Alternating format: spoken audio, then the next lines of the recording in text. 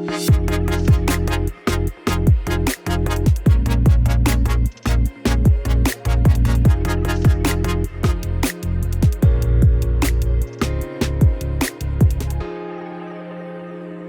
everyone. My name is Jay Wang. I'm the director of the USC Center on Public Diplomacy. Welcome to our LinkedIn Live conversation. The topic for today is integrating AI in public diplomacy, and our guest is Alexander Hunt, Public Affairs Officer in the U.S. Embassy in Guinea. He was one of the early adopters of ChatGPT, using the AI tool and to summarize news stories, to free up time for field work, and also to assess public sentiment. CPD recognized Alexander with the 2023 Ameri Prize for Innovation in Public Diplomacy. This annual prize recognizes U.S. foreign and civil service officers for creative and scalable solutions that advance global public diplomacy. And the program was established by CPD in 2021 in partnership with the U.S. Department of State to promote the practice of public diplomacy at a moment when public diplomacy is needed more than ever.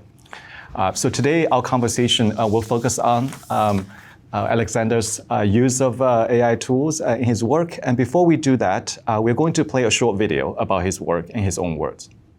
I joined the Foreign Service in 2017 after spending the first decade of my career mostly in the arts and culture sector. My assignment here at the U.S. Embassy in Guinea has been the most rewarding for me in many ways.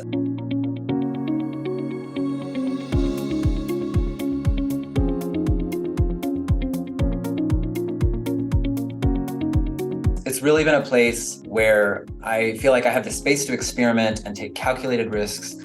I first started experimenting with ChatGPT in December, shortly after it was publicly released. At first, I wasn't quite sure how it could be helpful, but I quickly realized that I think the specific problem I would say that sparked my interest was the challenge of producing high quality written content in English for my non-native English-speaking colleagues.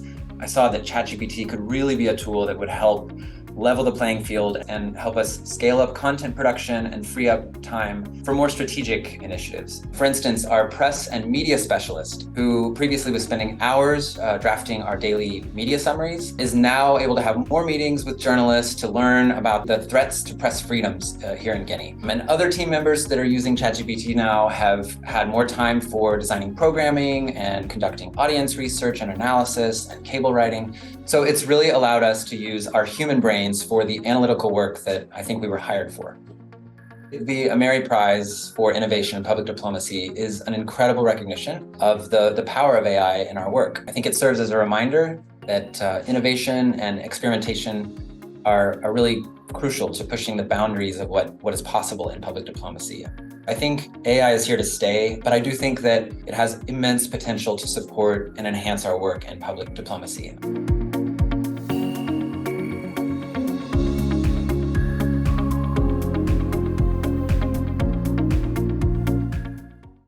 Welcome, Alexander, to our LinkedIn Live. And to our audience, please submit your comments and questions during this entire period of time.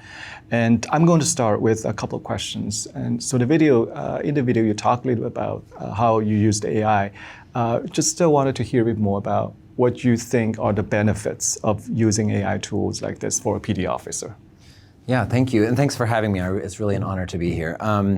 I think that AI is a way that we've been using AI really to supercharge our work in the public diplomacy section. It's helped us with not only with generative AI tools like large language models to help us in drafting press guidance, speeches, our media summaries, but we've also been using AI tools with image and video generation to help with storytelling. So I think that really AI has the power to enhance the work of public diplomacy at embassies around the world, and that's really something that the department is now prioritizing, is integrating artificial intelligence tools into the work of public diplomacy. So there are lots of concerns, of course, about these tools. What might be some of the drawbacks, as you have sort of seen in your work?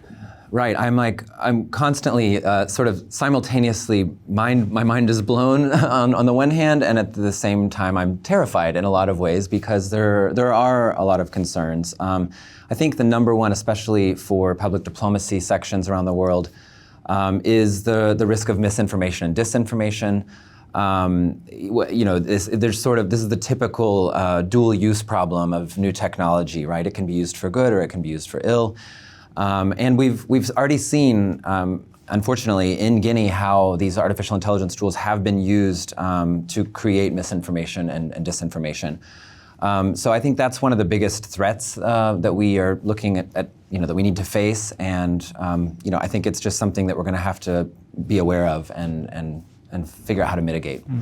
Can you give us an example of how you use like images, for storytelling in public diplomacy work that you've been doing? Sure. So we've been using generative AI tools like Leonardo and Runway to generate graphics, for example, for when we are celebrating a national holiday, or we need to create some sort of branded materials.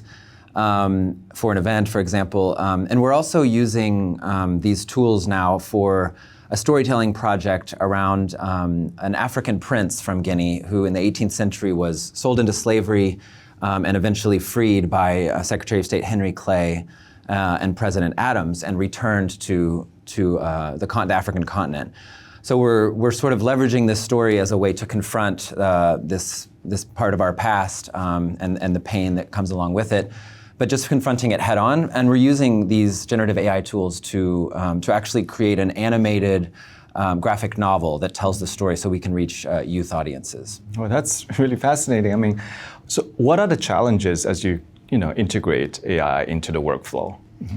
So a lot of it, I think at the beginning, we were early adopters of these technologies. I was playing with ChatGPT the day after it came out, basically, and within a few weeks, I was figuring out how to integrate it into our workflows. I think the first challenge is just to get buy-in from your team and make sure that they sort of are on board with using these kinds of tools and they understand I guess the limitations, the risk of hallucinations, for example, things like that. So we've done a lot of work to train our team on how to get the most out of these tools. We've really trained them that the better the input, the better the output. You have to really work on prompt engineering, and then you always have to check the work that you're doing afterwards. So it's not like this is going to replace human creativity and ingenuity. This is only going to enhance it.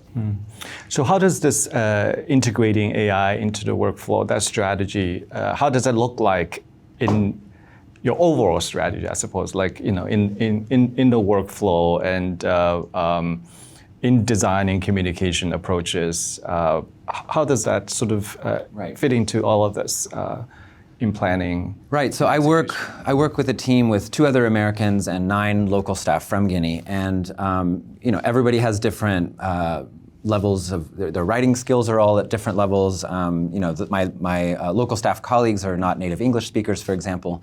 So I've actually encouraged them to use these large language models for anything that they're creating, as long as it's unclassified. We only use it for unclassified products, so that it's almost like it can check their work and make sure that the quality of their work, that there are fewer errors and things like that. So when the local staff, for example, need to write a speech for the ambassador, we work with the local staff so that they can put in very, very specific prompts into these large language models to generate the best possible first draft, and then from there, the American officers can add some more color and things like that. But it's now basically a tool that everyone has open at their desk the minute they get into the office, and it really is integrated into everything that we do now. So we have a question from our audience. How and where can we learn about these tools you are mentioning? It's actually overwhelming the number of tools that are available now. And some require more technical expertise than others. Midjourney is a very popular one for creating images, but it requires a little more tech savviness. over others. It just depends on the user interface that you're looking for. We've been using not only ChatGPT in terms of large language models, but also Claude 2 by a company Anthropic, which is a competitor to OpenAI, which has other sorts of, each large language model sort of has its own benefits and has different, there's different use cases for each one.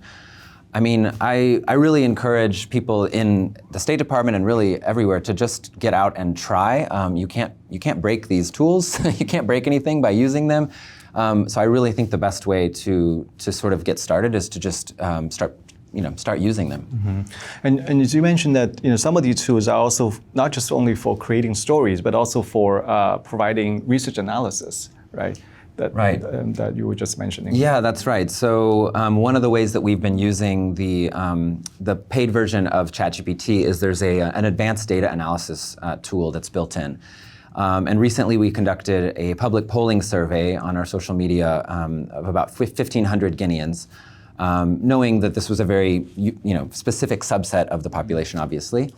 But we then took the data and put the data set into ChatGPT, and using the advanced data analysis tool, we were able to engage with the data as if we were talking to a statistician who had internalized all of the data. And not only was it able to sort of identify unique trends, interesting trends in the data and determine whether they were statistically significant or not, but then it was able to go a step further and actually build charts and graphs, for example, a heat map that shows approval ratings of different political parties across ethnic groups, and things like that, which then our political and economic team can use so that they can, to help them determine where to focus their efforts. So what are some of the limitations that you have seen in these tools? Yes, so there are quite a few. ChatGPT already is built on data up until 2021, and it's sort of until recently it was sort of hermetically sealed from having full access to the internet. But now there are plugins that allow you to access external sites when you think it's appropriate. So you kind of have control, which I prefer. But I'd say the biggest limitations we're dealing with now is on the storytelling side and on the image and video creation, because you don't have full control because you're basically handing over the creative aspects in a lot of ways to an AI that creates, and you can write really great prompts. But one of the things we've been struggling with in our storytelling is character consistency. So we create characters. The story of the enslaved prince that we're trying to create an animated. We're trying to create this animated graphic novel on this story. We've really struggled to keep the actual consistency of the look and feel of the characters so that you have that consistent throughout the storytelling. So that's something that we're trying to figure out how to work around. There are ways to get there, but the technology, as mind-blowing as it is, this is just the beginning. As everyone knows, this is only the beginning, and it's only going to become more advanced.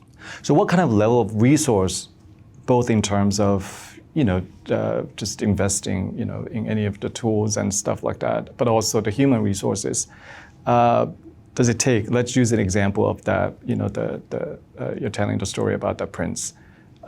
What does it take to put all of them together? Well, luckily we had already worked closely with an American author who wrote a book in English about this prince, and several years ago my office had turned that into a French version graphic novel. So it was a written graphic novel in black and white, and so now we're using all of those tools to bring it to life with these AI tools. So we have something that's animated and that can be online, can reach a wider audience. But this story is actually, it's a part of, you can actually ask ChatGPT about this prince and ChatGPT will give you the entire story. So it is sort of common knowledge in the region. Or it's a story that's fairly well known in the region. So we've managed to we've had a good place a starting point. Mm-hmm. So we have a question from our audience. How can AI be used as a public diplomacy tool in times of conflict? That's interesting. We use generative AI tools to create, for example, press guidance around really sensitive topics. And or, for example, if there's an issue that is really important to the U.S. Embassy, but that could have implications for the bilateral relationship, could negatively impact the bilateral relationship. Right now, there's a lot of concern in Guinea around threats to press freedoms, for example. And so we're able to actually use these generative AI tools to create, I guess, a more nuanced messaging. So the local staff has been using it, for example, for a lot of social media posts around these issues. And where they're able to write prompts that help generate messages that are a little more sensitive, a little more nuanced, and sort of thread that needle between not stepping on toes and making sure we preserve our bilateral relationship while also expressing the position of the United States. Mm. And all of the tools that you have used, have you experienced, like we always talk about AI tools have these biases, kind of built-in biases. Have you experienced that aspect of AI? Definitely. I definitely have. When we're working with storytelling, for example, it tends to be biased towards, it sort of ignores people of color a lot of times, or will make assumptions about gender and things like that. But I say on the flip side, we've actually found that it's been amazing in being able to help us with analytical work and actually removing a lot of the bias. So in one example, we used the analytical functions of ChatGPT, of Claude 2 from Anthropic, to do a pre-screening of all of the grant proposals that we received. And in the past, this would have taken, first of all, it would have taken dozens and dozens of staff hours, but the staff, would also, in a lot of instances, they would be looking at these proposals and saying, okay, well, some of these organizations we've already worked with, we know their work, we know the quality of their work. And so, so I think bias could creep in at times, and we'd have to really check ourselves and make sure that, that bias, we'd have to check our bias, right? And we've noticed that, it's pretty agnostic when it comes to these types of things. So, in a way, it's actually, we've definitely seen bias in these tools, but then we've also seen how it can help eliminate bias. So you've been using basically off-the-shelf tools at this point. Would you want like an in-house developer? Well, or is it necessary? I mean, the Department of State is actually exploring ways to develop in-house large language models so that we can not only use it for unclassified, but use it for sensitive material, for classified material eventually. I've been really impressed with how the Department of State has been bringing to life the Secretary of State's modernization agenda by really embracing this technology. There's a special envoy for emerging technologies now that I've been in communication with about these issues. We actually have a visit from that office that's coming to Guinea in the first week of November to see how we're using artificial intelligence and sort of learn how it can be used within the department. And I do think that we will see in the coming year or two, some tools, proprietary tools that the department is creating. Yeah.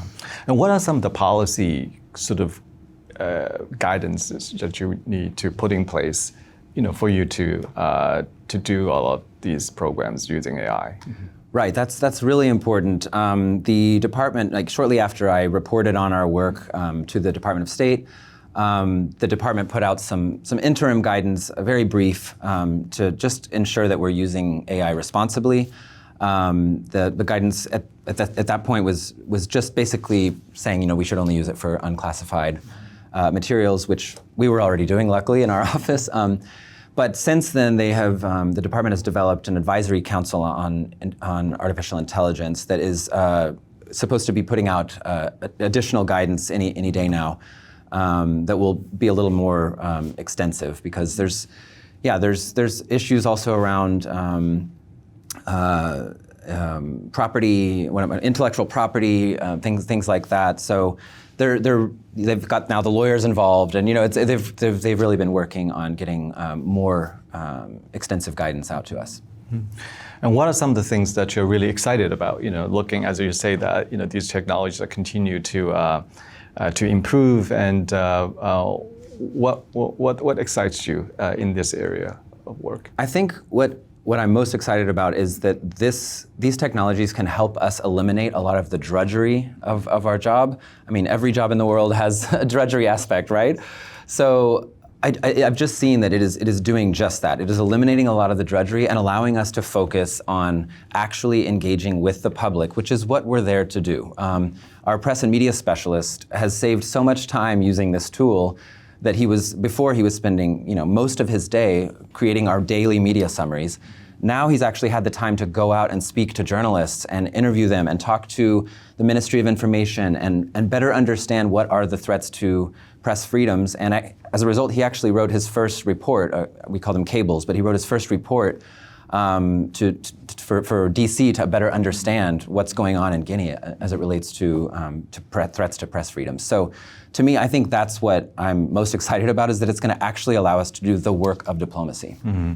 And if you could say a little bit more about, you mentioned the modernization of diplomacy, this whole initiative. How can AI help to drive some of these innovations and these creative problem-solving approaches and for us to modernize public diplomacy enterprise?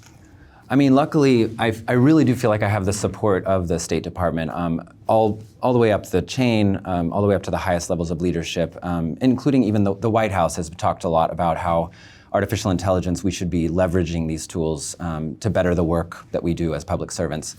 But specifically in public diplomacy, there's a new initiative that the Undersecretary of State for Public Diplomacy put out called AI for PD.